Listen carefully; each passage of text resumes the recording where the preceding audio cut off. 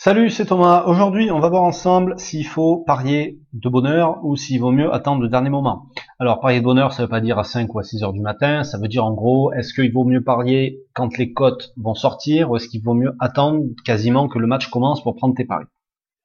Je fais cette vidéo parce qu'il y a un membre de mon groupe qui donne ses pronostics dans le groupe privé, qui a donné des pronostics sur la première ligue ce week-end et malheureusement pour lui, ça s'est pas très bien passé. Voilà, il n'y a pas eu forcément de surprise, les logiques ont été respectées, mais la logique dans laquelle lui, enfin, la logique de son raisonnement, il s'est fait avoir parce qu'il a parié trop tôt et c'est pour ça que je voulais faire ce sujet aujourd'hui. En gros, si tu veux, il a parié sur des outsiders. Et ce qu'il a, là où il s'est fait avoir, c'est qu'il s'attendait à des compositions au niveau des favoris, au niveau des compositions d'équipe différentes, parce qu'il pensait que les joueurs qui avaient joué la Coupe du Monde seraient pas forcément alignés, voilà, que les gros joueurs auraient été laissés au repos, et donc ça aurait laissé une chance aux outsiders. Malheureusement, ça s'est pas passé comme ça, il a perdu ses paris. Donc, en gros, ce que je voulais expliquer aujourd'hui, et ce que je lui ai expliqué à lui, c'était que comment ça fonctionne finalement les mouvements de cotes. Si tu veux, le bookmaker, on va dire, il va sortir, là par exemple sur la Ligue 1, il a déjà sorti les cotes pour la prochaine journée. Là tu vois, j'enregistre la vidéo, on est lundi 13 août, et les cotes sont déjà sorties pour le match de la semaine prochaine. Donc, en gros, si on va jeter un œil à ces cotes-là, tu vas voir que la cote de Lyon, bon là elle est sortie à 1,69, elle est montée, alors je vais grossir un petit peu, je vais prendre... Voilà, chez Pinacle. Donc elle est sortie à 1,75, elle a déjà baissé à 1,73, 1,74. Et la logique, ça va être que la cote de Lyon, jusqu'au début du match, parce que c'est les favoris, parce qu'ils ont gagné leur premier match, parce qu'ils ont eu un effectif stable, ils sont largement favoris, ça serait que leur cote, elle diminue parce qu'il y a beaucoup de gens, d'ici la fin de la semaine, qui vont poser de l'argent sur Lyon. Donc, la cote va diminuer. Le bookmaker est pas fou. S'il y a beaucoup d'argent qui rentre ici, il va faire diminuer la cote. Et donc, celle-ci, celle de Reims, logiquement, elle va augmenter aussi. Tu vois, elle est sortie, elle était à 4,78 et maintenant, elle est déjà à 4,86. Donc, en gros, la tendance, c'est ça. C'est quand les cotes sortent, le favori va être en général assez élevé. Et au plus tu vas te rapprocher du début du match, au plus sa cote va diminuer. Parce qu'il y a beaucoup de gens qui vont venir parier sur les favoris. La majorité, c'est des gens qui connaissent rien, c'est des supporters, c'est des parieurs du dimanche. Et la cote de l'outsider, elle va faire le chemin inverse, elle va augmenter entre le moment où les cotes vont sortir et le début du match. Donc toi, voilà, c'est quelque chose qu'il faut que tu gardes en tête parce que ça va se passer comme ça dans 90-95% des cas. La cote du favori, elle va faire que diminuer.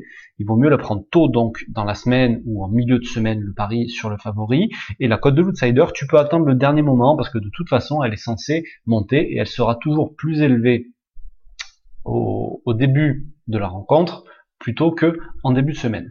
Donc, évidemment, il y aura toujours des exceptions. Si tu apprends en milieu de semaine que l'entraîneur des favoris va faire tourner, les codes vont rebouger dans l'autre sens.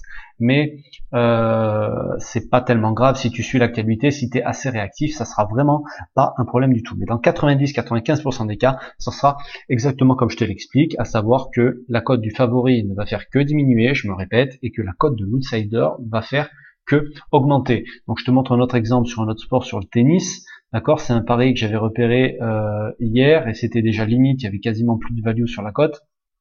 C'est ce match-là. Donc Gasquet-Manarino. Gasquet revient de blessure, donc c'est pas dit qu'il soit tellement impliqué sur le match en double. Et sa cote, quand le pari est sorti, donc il était à 3,15, maintenant à 3,81.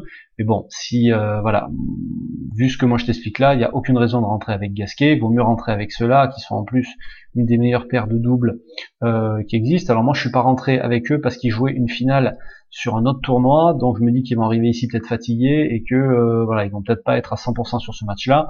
Et au moment où le marché a été ouvert, la cote à 1,37, elle était à la limite intéressante, mais maintenant elle a baissé, on se rapproche de l'événement, c'est demain le match, là tu vois, ça fera 3 jours que la cote est sortie, elle a perdu, elle est passée de 1,37 à 1,27, pour moi il n'y a plus d'intérêt à rentrer ici. Donc tu vois, c'est encore un exemple, voilà, c'est encore un exemple sur ce que je viens de t'expliquer.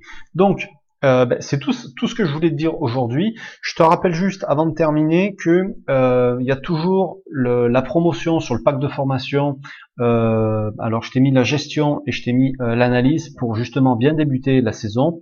Alors la méthode d'analyse, ça sert pour les matchs de foot, ça sert à repérer les value bets Euh, voilà, tu as une trame d'analyse qui va t'aider, qui va te guider pour faire tes propres analyses. Tu vas arriver à déterminer toi-même les pourcentages de chances de gagner de chaque équipe, les pourcentages du match nul aussi.